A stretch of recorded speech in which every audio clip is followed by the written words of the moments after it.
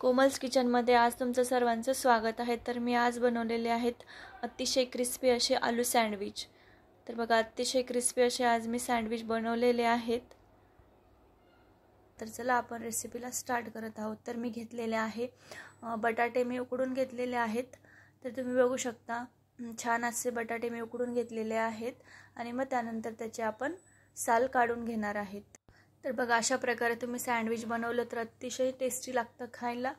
तर तुम्ही एकदा नक्की ट्राय करून बघा। तर बघा, इथे आपले बटाट्याचे साल काढून झालेले आहेत। तर तुम्ही बघू शकता त्यानंतर चाकूच्या सहाय्याने आपण याला छान बारीक कट करून घ्यायचं आहे। तर बघा, जास्त बारीकही मी कट केलेलं नाहीये। तर तुम्ही बघू शकता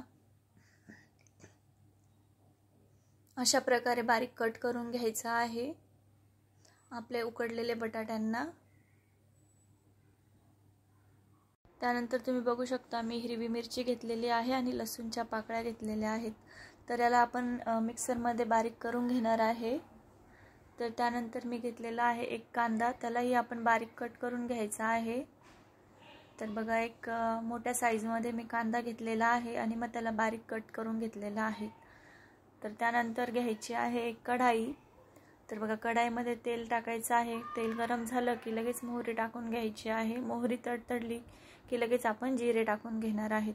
त्यानंतर थोडासा हिंगही आपण टाकून घेणार आहेत। तर त्यानंतर आपण यामध्ये कांदा टाकून घेणार आहे परतवण्यासाठी। तर बघा, कांदा व्यवस्थित आपण गोल्डन होईपर्यंत परतवून घ्यायचा आहे। तर बघा, अतिशय सुंदर अशी सँडविच आपण आज बनवणार आहेत। तर बघा, मस्त आपला कांदा इथे परतत आलेला आहे। त्यानंतर आपण यामध्ये मिरची आणि लसूणचं जे वाटण केलेलं होतं तेही ॲड करून घेणार आहे। तर बघा, मिरची आपली छान तळली पाहिजे। त्यानंतर तुम्ही बघू शकता मी फ्रेश कोथिंबीर घेतलेली आहे आणि त्यामध्येच मी थोडासा कढीपत्ताही बारीक कट करून ॲड केलेला आहे। तर बघा, कढीपत्ता कोणी असा खात नाही, तर त्यामुळे आपण बारीक कट करूनच घ्यायचा आहे कोथिंबीर सारखा। तर त्यानंतर मी हळद ॲड करून घेतलेली आहे आणि त्यानंतर चवीनुसार मीठही मी ॲड करून घेतलेलं आहे। त्याला व्यवस्थित मिक्स करून घ्यायचं आहे। तर तुम्ही बघू शकता छान आपले मिरचीचं वाटण आणि कांदाही छान परतलेला आहे। तर त्यानंतर आपण आता उकडलेले बटाटे ॲड करून घेणार आहेत। तर तुम्ही बघू शकता यालाही छान व्यवस्थित ॲड करून घ्यायचं आहे। तर तुम्ही बघू शकता अशा प्रकारे छान मिक्स करून घ्यायचं आहे त्याला। आणि बटाटे आपण थोडेसे जाडसरच ठेवलेले होते, तर तेही आपण छान असे मॅश केल्यासारखं करून घ्यायचं आहे। तर बघा, त्यामुळे आपल्या छान मिरची वगैरे कांदा त्यामध्ये छान आपले मिक्स झालं जातं। तर बघा, अशा प्रकारे तुम्ही छान मिक्स करून घ्यायचं आहे। तर तुम्ही बघू शकता त्यानंतर आपण 3 ते 4 मिनिट साधारण आपण भाजी छान शिजून घेणार आहे, कारण बटाटेही आपले उकडून घेतलेले आहेत। तर त्यासाठी जास्त वेळही आपल्याला लागणार नाही आहे। तर तुम्ही बघू शकता इथे आपली छान बटाट्याची भाजी तयार झालेली आहे। तर बघा, गॅस बंद करून घ्यायचा आहे। त्यानंतर आपण सँडविचसाठी सॉस मिक्स करून घेणार आहे। इथे घरामध्ये जे सॉस असतील तर ते ॲड करून घ्यायचे आहेत। तुम्ही बघू शकता मी पिझ्झा पास्ता सॉस आहे तो ॲड केलेला आहे आणि त्यानंतर शेजवान चटणी ॲड करून घेतलेली आहे। त्यानंतर आपला टोमॅटो सॉस तोही ॲड करून घ्यायचा आहे। तर बघा, घरामध्ये जेवढे सॉस वगैरे असतील तुमच्याकडे उपलब्ध तर ते तुम्ही ॲड करून घ्यायचे आहेत आणि त्याला छान मिक्स करून घ्यायचं आहे। तर त्यानंतर मी यामध्ये ऑरेगॅनो ॲड करून घेणार आहे आणि मग त्यानंतर थोडेसे चिली फ्लेक्स ॲड करून घेणार आहे। तर बघा, अतिशय थोड्या प्रमाणात मी ॲड करून घेतलेले आहे। त्यानंतर एका परातीमध्ये आपण ब्रेड ठेवून घ्यायचे आहेत।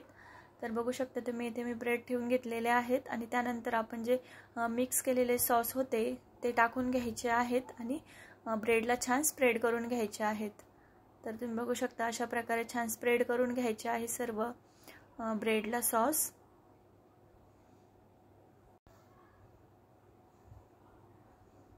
तर तुम्ही बघू शकता इथे छान मी स्प्रेड करून घेतलेले आहेत आणि मग त्यानंतर आपण यावरती बटाट्याची जी चटणी केलेली होती ती आपण आता ॲड करून घेणार आहेत। तर बघा, 2 ब्रेडवरती मी ही चटणी टाकून घेतलेली आहे। तर बघा, त्यालाही छान आपण स्प्रेड करून घ्यायचं आहे चटणीलाही। तर बघा इथे मी बटाट्याची चटणी स्प्रेड करून घेतलेली आहेत आणि मग त्यानंतर आपण जे 2 ते ब्रेड आपण यावरती छान ठेवून घेणार आहेत. तर बघू शकता तुम्ही इथे छान आपले सँडविच तयार होत आहेत. तर बघा छान प्रेस करून घ्यायचं आहे थोडंसं. तर तुम्ही बघू शकता इथे आपले छान सँडविच रेडी झालेले आहेत. तर तुम्ही याला पॅनवरतीही भाजून घेऊ शकता. तर बघा पॅनवरती खूप छान होतात किंवा आपला रेग्युलरचा जो पोळ्यांचा तवा असतो त्यावरही तुम्ही करू शकतात. परंतु इथे मी आपल्या सँडविच मेकरमध्ये मी इथे हे बनवत आहेत. तर तुम्ही बघू शकता सँडविच मेकरवरती हे ठेवून घ्यायचे आहेत आणि त्याला छान बंद करून घ्यायचं आहेत.